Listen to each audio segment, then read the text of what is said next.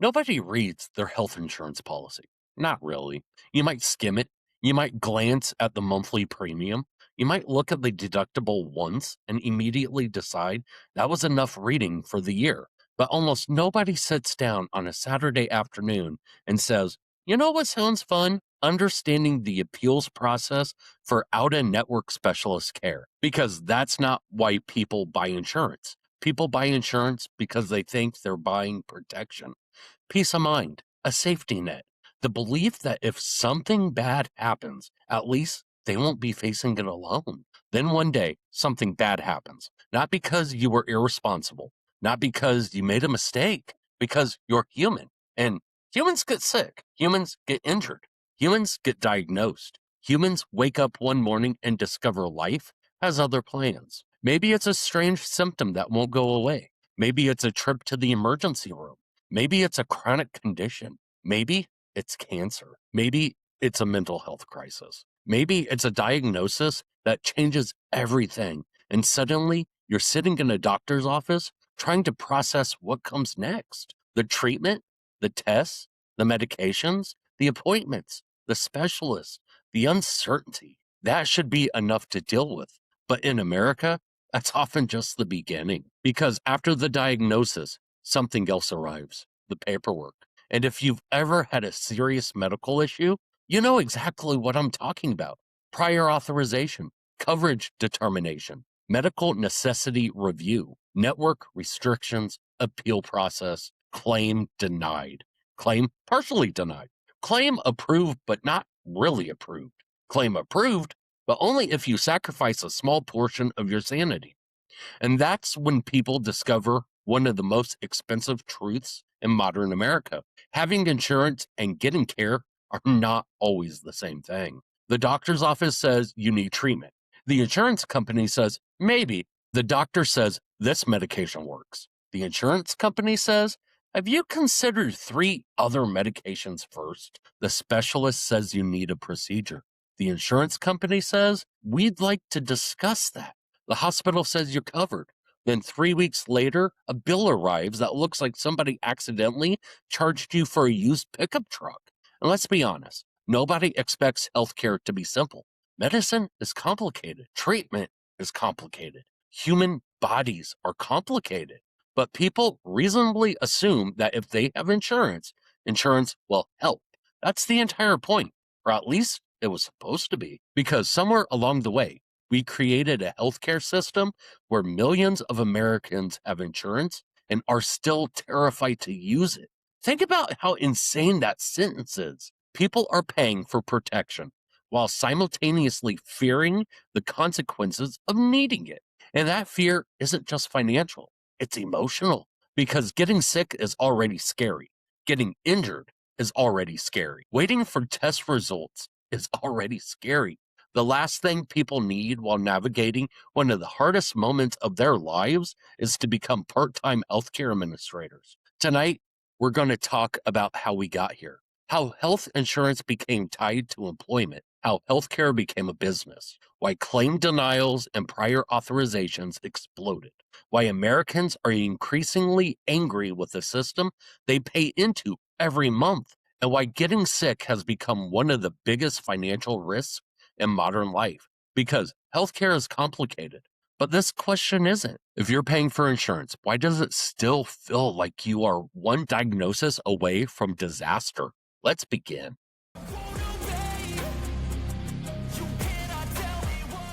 Welcome back to Hold 'em Accountable. I'm Derek Holder, retired Marine, political troublemaker, and somebody who has spent enough time navigating doctors, specialists, pharmacies, insurance paperwork, and government healthcare systems to qualify for an honorary degree in bureaucratic endurance. Tonight, we're talking about health insurance. And before anyone starts sharpening pitchforks, let's establish something important. This episode is not about whether healthcare should be public, private, single payer, employer based, government run, market driven, or powered by woodland creatures carrying medical records through the forest. That's not tonight's conversation, because before we can argue about how healthcare should work, we need to talk about how it actually works. And for millions of Americans, that's where the frustration begins. At its core, insurance is actually a simple idea. People pull risk, everybody contributes. Most people stay healthy. Some people get sick. The pool helps cover the cost. That's it. That's the entire concept. You spread the risk so that one bad day doesn't become a life altering financial catastrophe. It's one of the most practical ideas humans ever came up with because none of us knows when we're going to need help, but all of us eventually will. And for a long time, that was the promise. Not perfect care, not free care, protection. You paid into the system, so if something happened, you wouldn't face it alone. That was the bargain. The peace of mind wasn't that you'd never get sick. The peace of mind was that getting sick wouldn't destroy your life. Today, something feels different. Ask people how they feel about their health insurance, and you'll hear something fascinating. Very few people say, I feel protected. Instead, you'll hear things like, I hope they're going to cover this. I hope this doctor is a network. I hope this medicine gets approved. I hope this test doesn't get denied. I hope I don't get a surprise bill. Notice the word that keeps showing up, hope, not confidence, hope. And that's a problem because insurance was never supposed to be an exercise in optimism. It was supposed to reduce uncertainty. Instead, for many people, it feels like it creates a second layer of uncertainty on top of the medical issue itself. You aren't just worried about your diagnosis, you're worried about the financial consequences of your diagnosis. You aren't just worried about the treatment, you're worried about whether treatment will be approved. You aren't just fighting an illness. Sometimes it feels like you're fighting an administrative process. Let's be honest, nobody plans for this. People prepare for weddings, people prepare for retirement. People prepare for vacations. Nobody prepares for becoming an expert in insurance terminology. Nobody dreams of spending hours on hold trying to determine whether a medically necessary procedure is also considered administratively acceptable. Nobody grows up wanting to learn the difference between covered, approved, authorized, medically necessary, and not covered under your current plan. Yet millions of Americans eventually find themselves having those conversations. Now, to be fair, insurance companies face real challenges. Healthcare is expensive. Medical technology is expensive. Prescription drugs can be expensive. Specialist treatment can be expensive. Insurance companies don't exist in some magical world where costs don't matter. Cost management is part of the job. That's true. But here's the tension. The person seeking treatment is usually asking one question: how do I get better? The insurance company is often asking a different question: how do we manage cost? Those are not always the same conversation. And when those priorities collide, patients often find themselves caught in the middle. That's why this topic hits differently. This isn't about consumer preference. You can switch brands of cereal. You can switch cell phone providers. You can decide not to buy a new television. You cannot decide to have cancer. You cannot decide to have multiple sclerosis. You cannot decide not to have PTSD. You cannot decide not to have a child with a chronic illness. Healthcare doesn't arrive when it's convenient. It arrives when life decides it has something else planned. And when it does, people discover very quickly whether their insurance functions like protection or permission. Because that's really what tonight is about. Not healthcare ideology, not partisan talking points, not political slogans. It's about a system that millions of Americans pay into every month while increasingly wondering whether it's going to be there when they need it most. And to understand how we got here, we need to go back to a time when health insurance wasn't tied to your job, back before networks, back before prior authorizations, before massive healthcare corporations, back to the beginning, because the history of health insurance explains a lot about why the modern system feels the way it does today. And once you understand that history, a lot of today's frustrations start making a lot more sense. Let's start there. To understand why so many Americans are frustrated with health insurance today, we have to start with a simple question: what was insurance originally supposed to do? Because somewhere along the way, people started treating health insurance like it appeared fully formed out of thin air. It didn't. The system we have today is the result of more than a century of decisions, compromises, accidents, incentives, and unintended consequences. And like most American systems, it made a lot more sense when it started than it does after decades of modifications. At its core, insurance is one of the simplest ideas ever invented. A lot of people contribute a little money, small number of people experience a major loss. The group helps cover the cost. That's it. That's the whole thing. It's not complicated. People have been pulling risk for centuries. Farmers did it, communities did it, religious groups did it.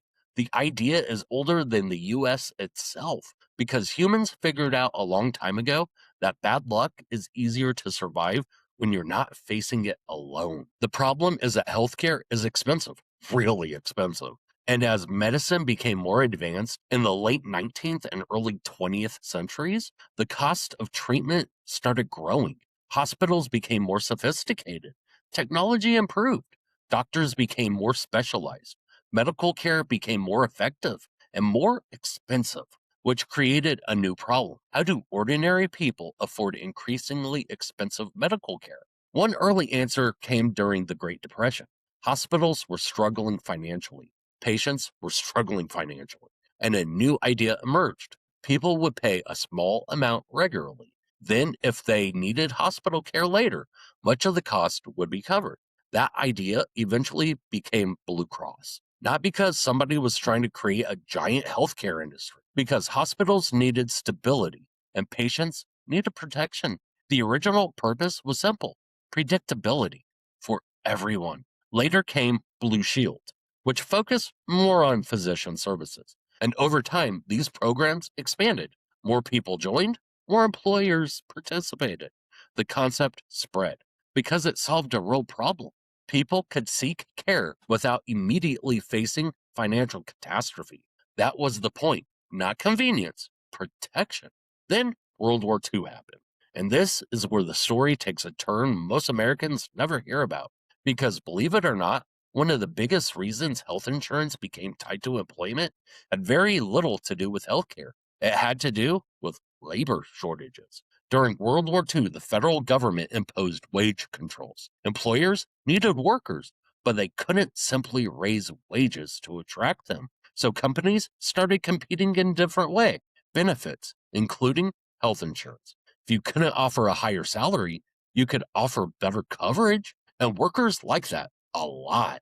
Then the federal government made another decision. Employer provided health benefits received favorable tax treatment, and suddenly a temporary wartime workaround started becoming permanent. Businesses offered health insurance. Workers expected health insurance. The system grew. And by the time most people noticed what was happening, healthcare and employment had become deeply connected. Now, to be fair, this didn't happen because somebody sat in a room and designed a master plan.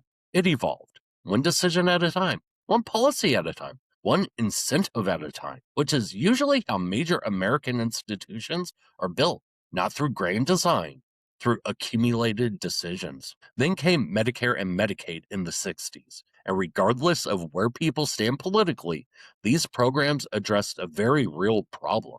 Millions of Americans either couldn't access healthcare or couldn't afford it, especially seniors and low income families. These programs dramatically expanded access, and they remain major parts of the healthcare system today. By the late 20th century, America had built something unique: a healthcare system supported by employers, private insurance, government programs, hospitals, physician networks, pharmaceutical companies, regulators, layer upon layer upon layer. For a while, people tolerated the complexity because they felt protected, but most people still believed insurance served a basic purpose. If something bad happened, it would help. That's where our story starts changing because healthcare kept getting more expensive. Insurance companies grew larger, hospital systems grew larger, administrative cost ballooned, and slowly the business of healthcare became just as important as the healthcare itself. That's where we begin to see the modern system emerge, one filled with networks, prior authorizations, coverage determinations, appeals, claim denials, and growing tension between patients seeking care and organizations trying to manage cost. Because somewhere along the way, insurance stopped feeling like protection and started feeling like permission. And that's where we go next. Let's start with something uncomfortable. Insurance companies are not charities, they're businesses. That doesn't automatically make them evil, it makes them businesses. And businesses have incentives. Understanding those incentives is key to understanding why so many people feel trapped inside the modern healthcare system. Because most healthcare debates start in the wrong place. People argue about politicians, they argue about parties, they argue about ideology. Meanwhile, the actual engine driving many of these decisions is much simpler: money. Now, let's be fair. Insurance companies perform a real function. They negotiate prices, they create provider networks, they process claims, they spread risk across millions of people.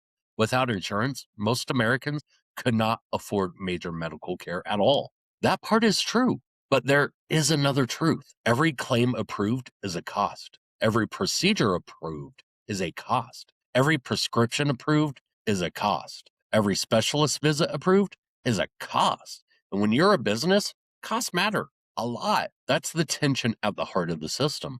The patient is asking, how do I get better? The insurance company is asking, how do we manage cost? Neither question is inherently unreasonable. The problem is that they are pointing in a different direction. And when they collide, patients usually feel the impact first. One of the biggest examples is something called prior authorization, which sounds harmless, professional even, like paperwork wearing a necktie. In reality, prior authorization means your doctor may decide that you need treatment, and then your insurance company decides whether it agrees. Think about that. Not whether the treatment exists, not whether the doctor recommended it, whether the insurance company agrees. Your doctor spends years in medical school, years in residency, years treating patients. Then, somewhere along the process, a person you've never met working for an insurance company gets to weigh in on whether treatment moves forward.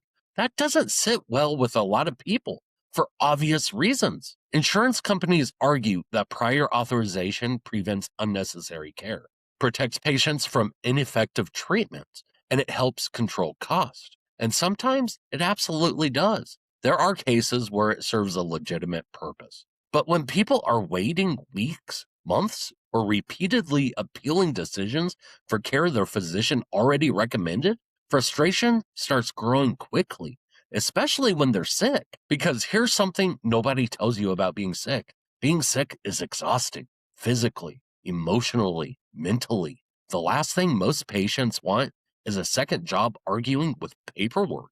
Yet that's exactly what millions of Americans find themselves doing. And then we get to networks, another invention that makes perfect sense on paper.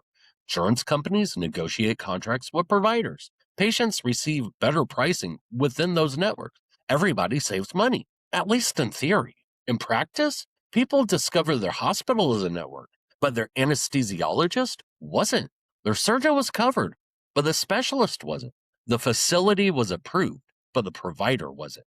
And suddenly, a person who thought they did everything correctly is holding a bill that feels like punishment for failing a pop quiz they didn't know they were taking. And honestly, that's part of what makes people so angry. Not just the cost, the unpredictability. People can plan for expenses. What people struggle with is uncertainty. The feeling that even if they follow the rules might change halfway through the game.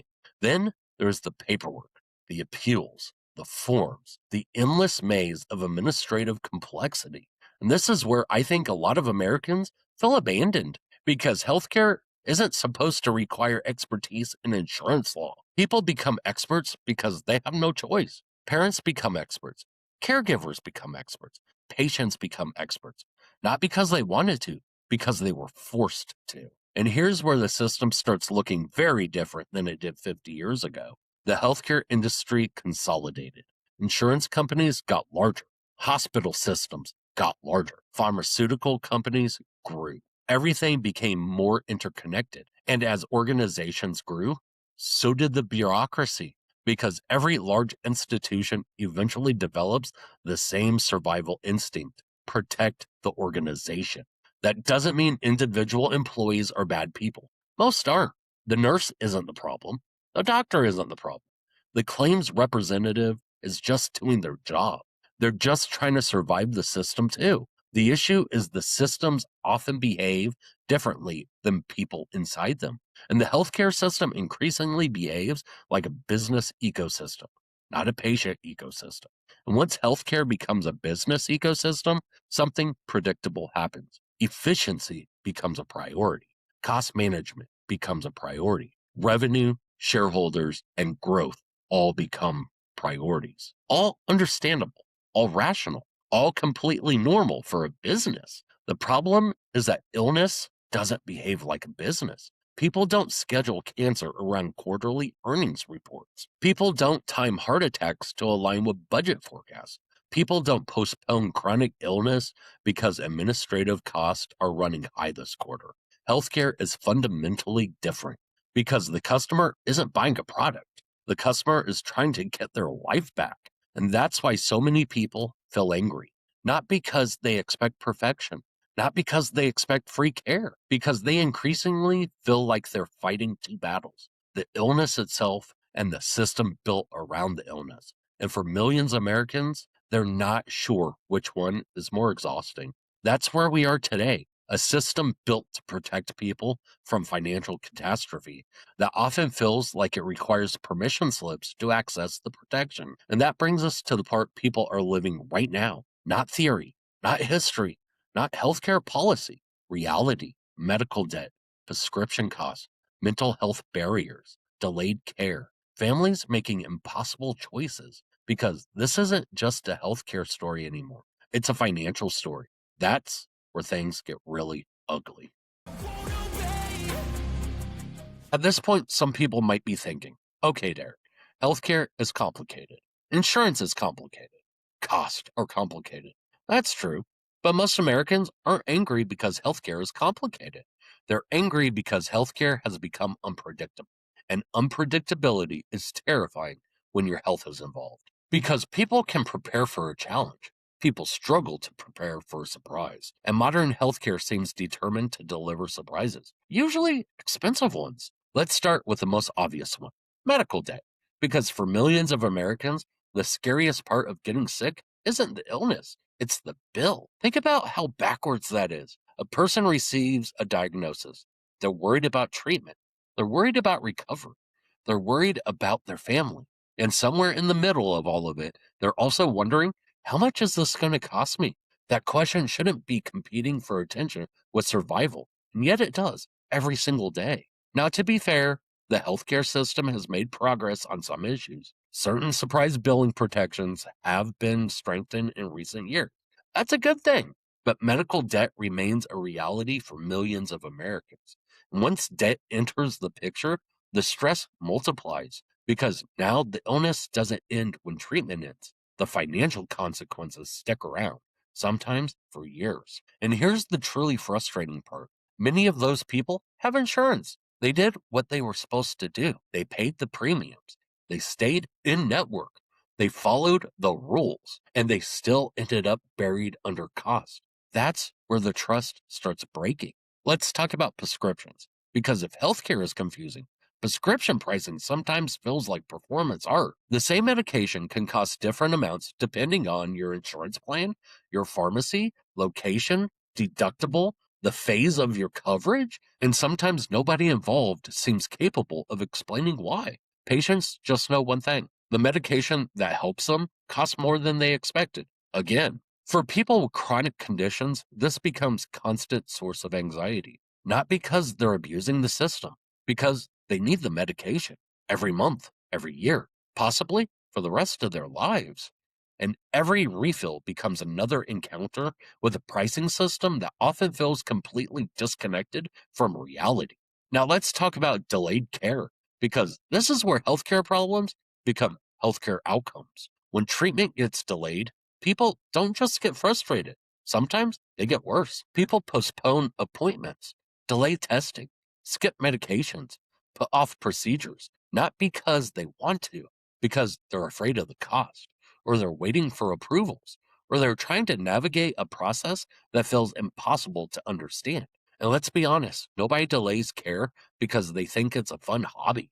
People delay care because they're making impossible calculations. Do I pay the deductible or do I pay the rent? Do I refill the prescription or do I eat this month? Do I schedule the specialist or keep the money in savings in case something even worse happens? Those aren't healthcare decisions. Those are survival decisions, and millions of Americans are making them every day. Now, let's talk about mental health, because if navigating physical healthcare is difficult, mental health care often feels like a completely different obstacle course. Finding providers, finding availability, finding someone in network, finding someone accepting new patients, finding someone your insurance will actually cover. Sometimes the hardest part of receiving mental health care isn't asking for help. It's finding the help. And that matters because we have spent years encouraging people to take mental health seriously. And that's a good thing. But if access remains difficult, expensive, or confusing, then the system is sending mixed messages. We're telling people, please ask for help, then handing them a phone tree. And I want to say something personal here, not political, personal. I've talked publicly about PTSD, about mental health, about therapy, and about the importance of asking for help because I know what happens when people don't. And one of those things that I've learned is that getting help takes courage. The system should not punish people for finding that courage. It should meet them halfway, at minimum. Then there are families, parents navigating children's health care, caregivers navigating aging parents, spouses navigating chronic illness, people already carrying emotional burdens that most of us never fully see. And then we ask them to become insurance experts on top of everything else. That isn't healthcare, that's administrative endurance. And honestly, that's what makes people so angry. Not because healthcare is expensive, not because medicine is complicated, because the system often feels indifferent to what patients are experiencing. People feel like account numbers, claim numbers, case numbers, policy numbers, anything except people. And that's where the anger comes from, not entitlement, exhaustion. Because eventually people start asking a very reasonable question. If I'm paying for insurance, why does using it feel like a second job? Once enough people start asking that question, the receipts become impossible to ignore because the numbers behind the system tell a story that's even more shocking than the personal experiences. And that's next. Now we get to the receipts because stories matter, experiences matter, personal frustration matters. But if we're going to understand why so many Americans feel trapped between illness and financial stress, we have to follow the numbers. And the numbers tell a story that's very difficult to explain away. Let's start with medical debt because despite having one of the most advanced healthcare systems in the world, millions of Americans continue to carry medical debt, not because they're irresponsible, not because they're reckless, because they got sick or injured or had a family member who did. Medical debt remains one of the most common forms of debt reported by American households. Kaiser Family Foundation and other researchers have repeatedly found that tens of millions of Americans carry healthcare related debt or have struggled to pay medical bills. Think about that. You can do everything right, work, pay premiums, follow the rules, and still end up carrying debt because your body decided to malfunction. That should concern everybody. Next, prior authorization, the process where insurers review certain treatments, medications, or procedures before agreeing to cover them. Insurance companies argue that it's a tool to control costs and prevent unnecessary care. Critics argue it's become a barrier between patients and treatment. Both perspectives exist. But here's what isn't debated: the volume of prior authorization requirements has grown dramatically. Doctors' offices now employ entire teams whose job is navigating insurance approvals, not treating patients, approvals. Think about that. An entire layer of the healthcare economy now exists simply to navigate the bureaucracy of healthcare. That should tell us something. This one may be the most alarming. Millions of Americans report delaying or avoiding medical care because of cost concerns. Not elective procedures, not luxury medicine, medical care. The thing designed to keep people healthy or alive. When people start delaying care, healthcare stops being preventative. It becomes reactive. Problems get worse. Treatments become more expensive. Outcomes often become worse. which creates a cycle that benefits absolutely nobody. Let's talk about something most patients never see: administration, paperwork, billing, claims processing, appeals, coding, compliance, authorization. Healthcare employs an enormous administrative apparatus. While some of it is necessary, many experts have argued for years that America's healthcare system spends significantly more on administration than many other developed nations. That's money, time, labor, entire careers devoted to not treatment, but to navigating the system surrounding treatment. Again, some administration is unavoidable, but at some point you have to ask how much of the healthcare system is actually focused on healthcare. Now, let's talk about mental health. Because for all the progress we've made in reducing stigma, access remains a major challenge. Provider shortages, insurance network limitations, long wait times, coverage issues. Millions of Americans who need care still struggle to access it. And remember, mental health conditions don't wait patiently for the insurance process to catch up. People need help when they need help, not 6 months later. And this may be the biggest receipt of all. People increasingly fear the financial consequences of illness itself, not just the diagnosis, the bill, the debt, the uncertainty, the paperwork, the appeals, the process. Millions of people are not only worried about getting sick, they're worried about what getting sick might do to their finances. That's not what insurance is supposed to do. Insurance was supposed to reduce fear, not create a second category of it. And when you step back and look at all these receipts together, a pattern emerges: medical debt, delayed care, prior authorization, administrative complexity, mental health barrier, financial anxiety, different symptoms, same diagnosis. A system that often asks patients to become administrators at the exact moment they need to be patients. That's the part that should bother all of us, because a diagnosis is hard enough, a treatment plan is hard enough. Recovery is hard enough. The system shouldn't become another obstacle sitting between people and the care they need. Which brings us to the most important question of the night: what actually fixes this? Because pointing out problems is easy. Anybody can identify a storm. The harder question is figuring out where the shelter is. That's where we're headed next.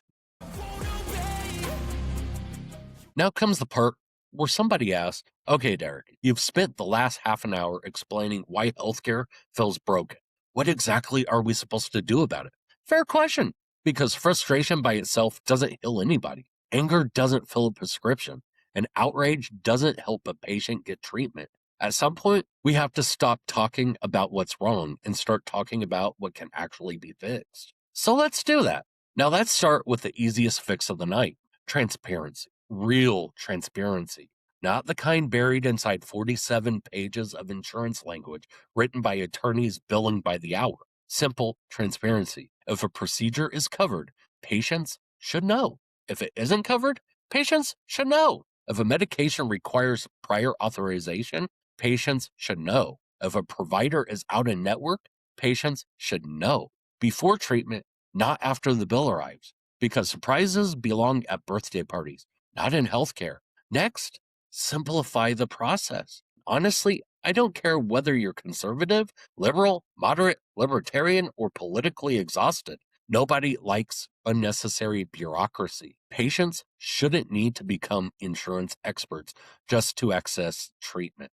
Doctors shouldn't need an entire department dedicated to arguing with insurance companies. Nurses shouldn't spend hours navigating paperwork instead of helping patients. Every hour spent fighting the system is an hour not spent improving health.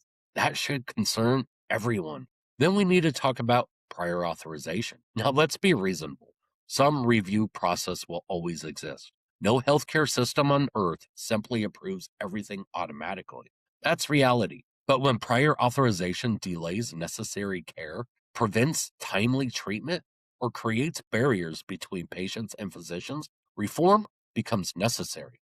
Because here's a radical thought: the person who spent a decade learning medicine should probably have a meaningful voice in medical decisions.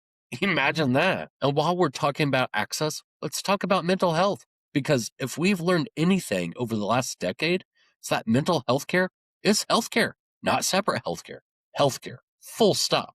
The system should treat it that way. That means better access, stronger enforcement of parity laws, shorter wait times, broader provider availability, fewer administrative barriers. People who finally ask for help should find a door, not a maze. And then there's something we almost never talk about: time. Because one of the hidden costs of modern healthcare is the amount of time it steals: hours on hold, hours appealing decisions, hours completing paperwork. Nobody ever sends you a bill for that time, but you pay for it anyway. Patients pay, families pay, caregivers pay. Once you start measuring healthcare in lost hours instead of just dollars, that burden becomes even more obvious. Now, I know some of you are waiting for me to tell you the answer is simple. It isn't. Healthcare is probably the most complicated public policy issue in America, maybe the world. And if I'm being honest, I personally wish we could eventually transition to some form of single payer healthcare system. I believe healthcare should be treated as a right. I've believed that for a long time. I still do. But here's the reality: that transition is not happening tomorrow. It probably isn't happening next year. And it certainly isn't happening before millions of Americans wake up tomorrow morning needing healthcare. So while people argue about what the future healthcare system should look like, we still have a responsibility to fix the one people are using right now. Because real people are living inside the system today, not in some hypothetical future. Today, the family waiting for an approval, the patient fighting a denial, the parent trying to find mental health care for their child, the veteran navigating appointments and referrals, the spouse caring for someone with a chronic illness, the person staring at a bill they thought insurance would cover. They don't have the luxury of waiting for a perfect solution. They need a better system now. And honestly, that's where I think we should start. Not with ideology, not with party labels, not with political talking points. Start with the patient. If a policy helps the patient get care faster, that's good. If a reform reduces unnecessary bureaucracy, that's good. If a change improves access to treatment, that's good. If it reduces financial catastrophe, that's awesome. The healthcare debate gets a lot simpler when you remember who the system is supposed to serve. Because somewhere along the way, patients became one stakeholder among many, and somehow the patient ended up standing in the middle, trying to get permission to receive care. That's backwards. The patient should be the reason the system exists in the first place. Because the goal of insurance was never to create perfect efficiency. The goal was never to maximize paperwork. The goal was never to produce the most impressive denial letter. The goal was protection. Protection from financial catastrophe. Protection from uncertainty. Protection from the reality that illness is hard enough on its own. Somewhere along the way, we've lost sight of that. And until we remember it, we're going to keep treating symptoms while ignoring the disease. So what does success look like? Not perfection, not free healthcare, not unlimited healthcare, not some magical system where nobody ever gets frustrated. Success looks like this: when people get sick, they spend more time recovering than negotiating. That's it. That's the goal. And honestly, that shouldn't be controversial. Up next, hold 'em or fold 'em. And tonight, we're folding some of the most frustrating habits in modern healthcare. You know the rules. If it helps patients get care, it improves outcomes, or makes healthcare easier to navigate, we hold them. If it creates unnecessary barriers, or makes people sicker, or turns a medical problem into a paperwork problem, we fold them. Tonight, we're folding some of the most frustrating parts of modern healthcare. Let's begin. Let's be clear. Prior authorization itself isn't the problem. Some review process is always going to exist. The problem is when a tool becomes a barrier, when patients are waiting weeks for care, when doctors spend more time filing paperwork than treating patients, when people with chronic illnesses are forced to repeatedly prove they still have the same chronic illness. That's not efficiency. That's bureaucracy with a medical billing code. If a process delays care without improving outcomes, it's not helping patients. Fold it. Nothing says American healthcare quite like receiving a bill you didn't know existed from a provider you didn't know was involved in your care at a facility you thought was covered. Think about how absurd that sounds. Imagine going to a restaurant, ordering dinner, paying the bill, and then 3 weeks later, receiving a second invoice from the guy who brought the breadsticks. No other industry would expect customers to tolerate this. Patients shouldn't either. Fold it. Getting sick should not destroy someone's financial future. Period. You can debate healthcare policy. You can debate payment models. You can debate insurance structures. But if a person survives a medical crisis only to spend years recovering financially, something is wrong. The purpose of insurance is to protect people from catastrophe, not invoice them for surviving it. Fold it. Hard. This one gets an easy hold because preventing a problem is almost always cheaper than treating one. Vaccinations, screenings, annual checkups, early intervention, preventative care saves money. It saves suffering. And sometimes it saves lives. Turns out fixing a small problem before it becomes a giant problem is generally a good strategy. Who knew? Hold it. This shouldn't be controversial anymore. Mental health is healthcare. Full stop. Depression, anxiety, PTSD, substance abuse disorders, trauma, these aren't character flaws. They're health issues. And people seeking help should encounter support, not obstacles. We've made progress reducing stigma. Now we need to improve access. Hold it. Imagine a healthcare system where treatment decisions weren't accompanied by financial guesswork. Revolutionary concept. I know. Transparency doesn't solve every problem, but it's hard to make informed decisions when nobody can explain the rules. Hold it. This sounds obvious, which is probably why we occasionally forget it. The patient should be at the center of the healthcare system, not the paperwork, not the billing process, not the organizational chart. The patient. Every reform should be judged by one simple question. Does this help people get the care they need? If the answer is yes, we're probably moving in the right direction. Hold it. So tonight's scorecard looks like this. Fold prior authorization abuse. Fold surprise medical bills. Fold medical debt becoming a long-term financial disaster. Hold preventative care. Hold mental health care access. Hold transparency. Hold putting patients first. Because at the end of the day, healthcare isn't supposed to be a test. It isn't supposed to be a scavenger hunt. It isn't supposed to be an obstacle course. It's supposed to help people heal. And somewhere along the way, we made that far more difficult than it needed to be. Which brings us to the most important part of tonight's conversation, because this episode was never really about insurance companies, or hospitals, or politicians, or healthcare policy. It was about what happens when ordinary people get sick. I think one of the biggest mistakes we make when talking about healthcare is forgetting what it actually feels like to be sick. Not the policy, not the politics, not the spreadsheets, not the press conferences, the human experience. Because when you're healthy, healthcare is a debate. When you're sick, it's your life. Nobody wakes up one morning hoping to become part of the healthcare system. I didn't. Nobody circles a date on the calendar and says, you know what would really improve this month? Multiple sclerosis. Life happens. A diagnosis happens. An injury happens. A mental health crisis happens. A chronic illness happens. And suddenly you're forced into a world you never wanted to enter. You start learning a new language, deductibles, copays, networks, prior authorizations, appeals, coverage determinations, out-of-pocket maximums. And before long, you're spending as much time understanding the system as you are understanding your condition. That shouldn't be normal, because the truth is, sick people are already carrying enough. They're carrying fear, uncertainty, pain, stress, sometimes grief, sometimes exhaustion, sometimes the terrifying reality that life may never look exactly the same again.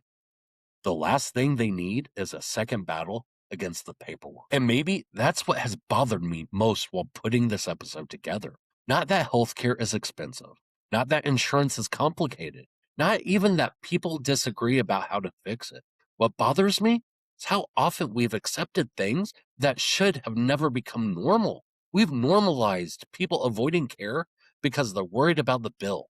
We've normalized families fundraising for medical treatment. We've normalized spending hours arguing with insurance companies while recovering from surgery. We've normalized patients becoming experts in bureaucracy simply because they got sick. Somewhere along the way, we stopped asking whether any of that made any sense. And I think it's because healthcare debates have become so political that we forget that there are actual people sitting underneath all of it. Real people, people who vote Republican, people who vote Democrat, people who don't vote at all, veterans, teachers, truck drivers, nurses, factory workers, parents, grandparents, children, people who may disagree on almost everything else, but share one common reality. Eventually, every one of us becomes a patient.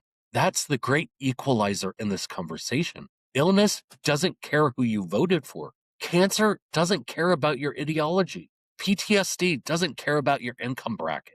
Chronic illness doesn't care whether you're conservative or progressive. The human body is remarkably nonpartisan. And someday, whether you like it or not, most of us will find ourselves needing help. And when that day comes, I don't think most Americans are asking for perfection. They're not asking for miracles. They're not asking for unlimited care without limits or cost. They're asking for something much simpler. They're asking for a system that treats them like a person instead of a problem, a patient instead of a claim, a human being instead of a case number. Because that's what healthcare is supposed to be, care. It's right there in the name, not healthcare administration, not healthcare bureaucracy, not healthcare denial management, healthcare. The purpose of the system is the patient. Everything else is supposed to support that mission, not replace it. And if there's one thing I hope people take away from tonight is this. Most Americans don't want special treatment. They want fair treatment. They don't want shortcuts. They don't want favors. They don't want to skip the line. They just don't want getting sick to become a financial emergency. That shouldn't be a controversial goal. That should be the baseline because a diagnosis is hard enough. Waiting for test results is hard enough. Recovering from surgery is hard enough.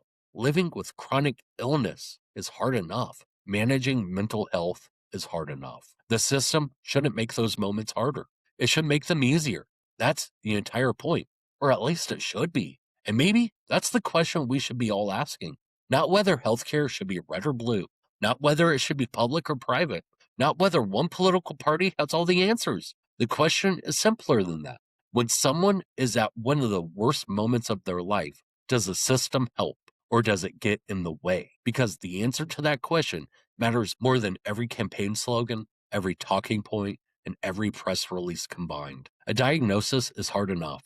The system shouldn't become a second illness. So stay informed, ask questions, and always hold them accountable.